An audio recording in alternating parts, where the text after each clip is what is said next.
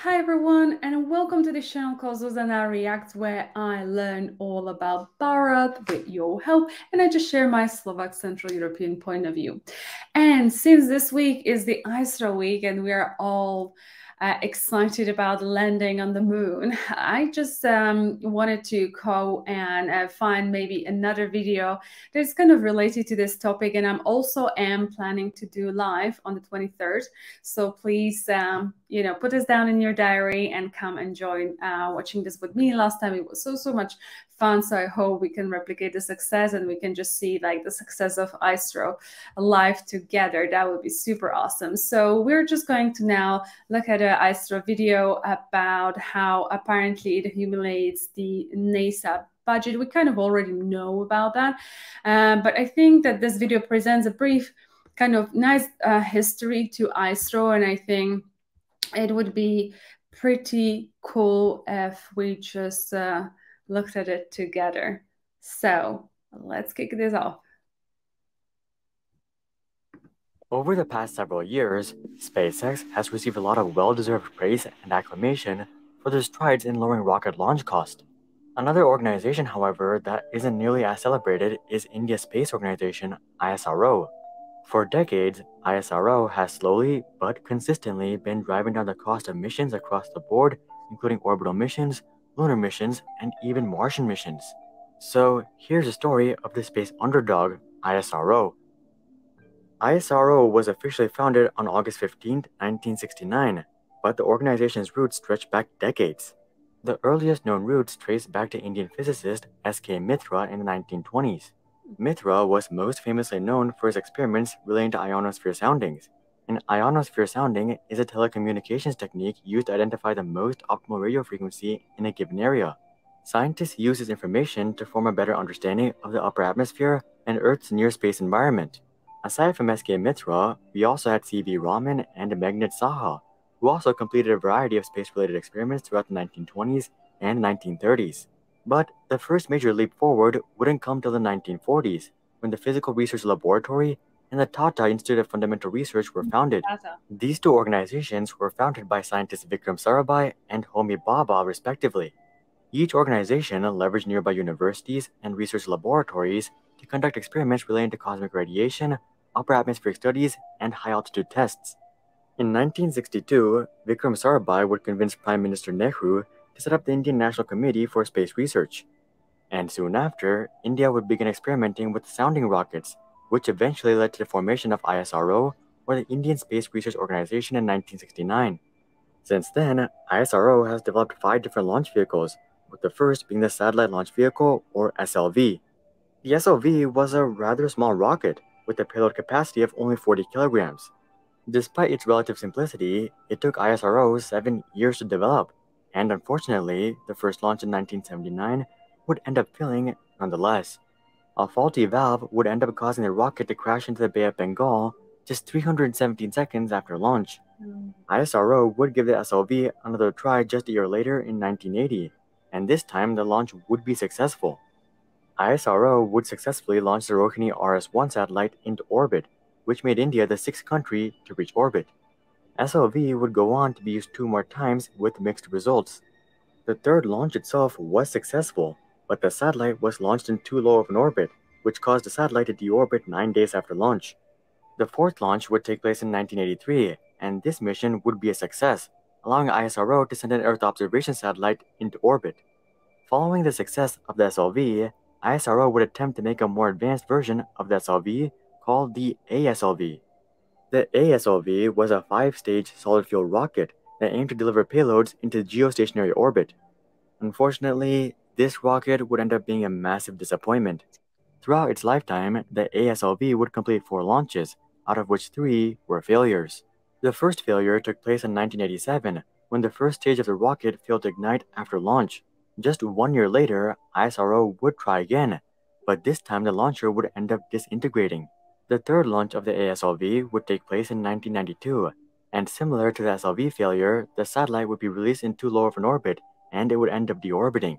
The fourth and final launch of the ASLV would take place in 1994, and this launch was actually a success. But given the checkered past of the ASLV, ISRO would decide to discontinue their rocket and focus their effort on the PSLV, or the Polar Satellite Launch Vehicle. This looks fancy, doesn't it? The PSLV was designed to deliver payloads into sun-synchronous orbit, and this rocket is what would really prove the capability of ISRO. Ironically, the first flight of the PSLV in 1994 would end up being a failure. However, PSLV would end up having a streak of 50 successful launches. The PSLV is actually still used to this day, and it has even put 342 foreign satellites from 36 different countries into various orbits. Up until this year, the PSLV actually held the record for deploying the most number of satellites into sun-synchronous orbit in a single launch. Aside from being an extremely reliable launch vehicle, the PSLV is also extremely cost-efficient. Each launch is estimated to cost between $18 and $28 million. We'll estimate on the higher side and call it $25 million per launch. The PSLV is capable of delivering 3,800 kilograms into low Earth orbit, meaning that it costs $6,579 per kilogram. To put that into perspective, NASA's upcoming SLS rocket is expected to be able to put 70 metric tons into orbit, but the price tag per launch is over $2 billion. This means that the cost per kilogram is $28,572, which is over 4 times the cost of PSLV. Now, PSLV isn't nearly as cost efficient as the Falcon 9, which only costs $2,193 per kilogram, which is only about a third of the cost of PSLV. Nonetheless, the PSLV is way more efficient than options coming out from NASA today, and the PSLV was designed way back in the 1980s and 90s. Anyway, ISRO's next rocket was the Geosynchronous Satellite Launch Vehicle, or the GSLV. This is basically an updated version of the ASLV and has a payload capacity of 5,000 kilograms. The GSLV has thus far had 13 launches, out of which 8 were successful, 2 were partial failures, and 3 were complete failures. The GSLV is still used today to send larger payloads into geostationary transfer orbit. And that brings us into ISRO's final rocket, which is the GSLV Mark III. This rocket was developed in the early 2000s and is ISRO's most powerful rocket, capable of sending 10,000 kilograms into low Earth orbit. Similar to the PSLV, the GSLV Mark III is quite cost efficient in terms of cost per kilogram. The GSLV Mark III costs $51 million per launch, meaning that it costs $5,100 per kilogram. So far, the GSLV Mark III has only had 4 launches, and all of them have been a success. It definitely looks like ISRO has significantly improved their reliability compared to their early days.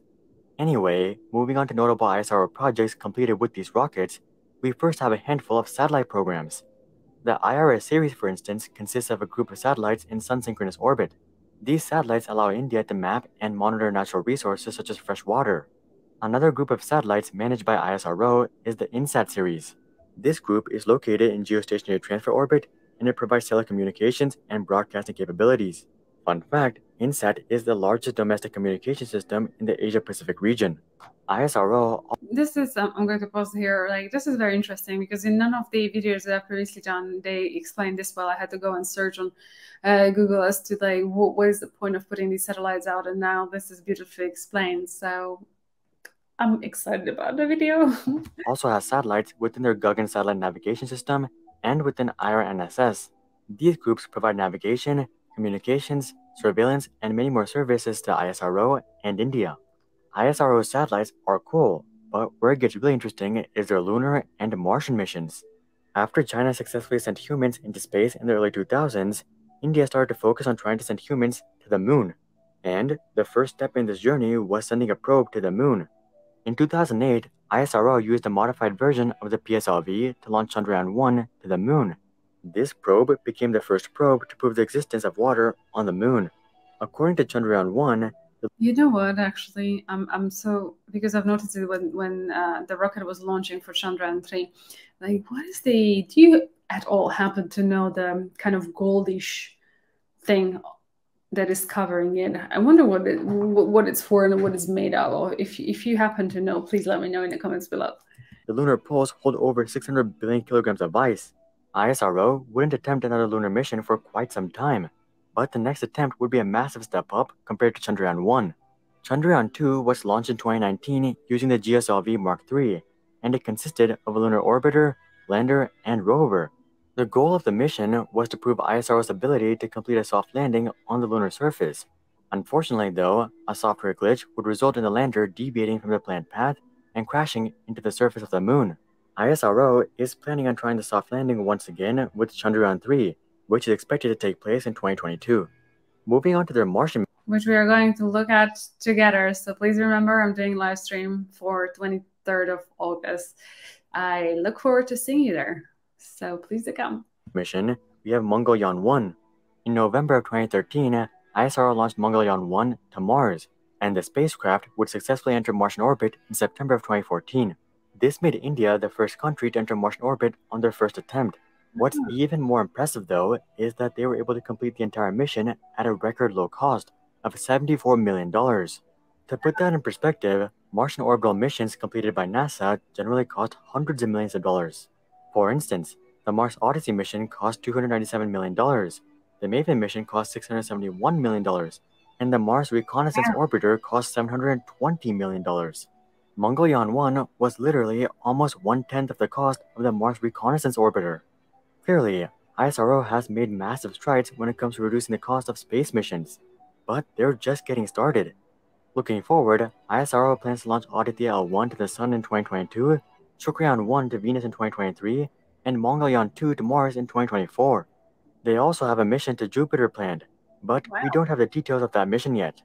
Looking forward, though, the future of ISRO is looking especially bright as their budget continues to be increased year after year. This is correct, because I felt like when I was doing the other videos and I read some comments from you guys, I was like, the budget is actually being decreased, but nonetheless, it's like super impressive what your scientists can do with the money that they have available, and I'm always rooting for the underdog, so well done, you guys. ISRO's budget has tripled over just the last 10 years. This is in stark contrast to NASA, whose budget peaked 50 years ago. At the end of the day, ISRO is one of the most advanced space organizations in the world. They're not quite on the level of SpaceX when it comes to cost efficiency, but they're magnitudes ahead of other government-funded space programs. Considering this, it's just a matter of time until ISRO places humans in orbit and eventually on the Moon and Mars. Did you guys realize how cost-efficient ISRO is? Comment that down below. Okay, so I believe that's pretty much the end of the video, but I'm actually really glad that we looked through this video together. It's a refresher I had of the landing, and it's a nice reminder, I think, for you guys, like how far you've come from and what you've achieved, and how you really truly compete on a global stage and you're really going for it. And I hope it does feel amazing. If it does, please let me know in the comments below. And just one final reminder, again, 23rd of August, I'm going to go live, and I hope you'll join me as well in that live. We will look at the landing together. And with that being said, this is it for today's video. If you liked it, please give it a thumbs up, subscribe to this channel, share with it anyone who you think might like it, and I hope to see you in the next one. Until then, please do take care, sending much love, and bye-bye.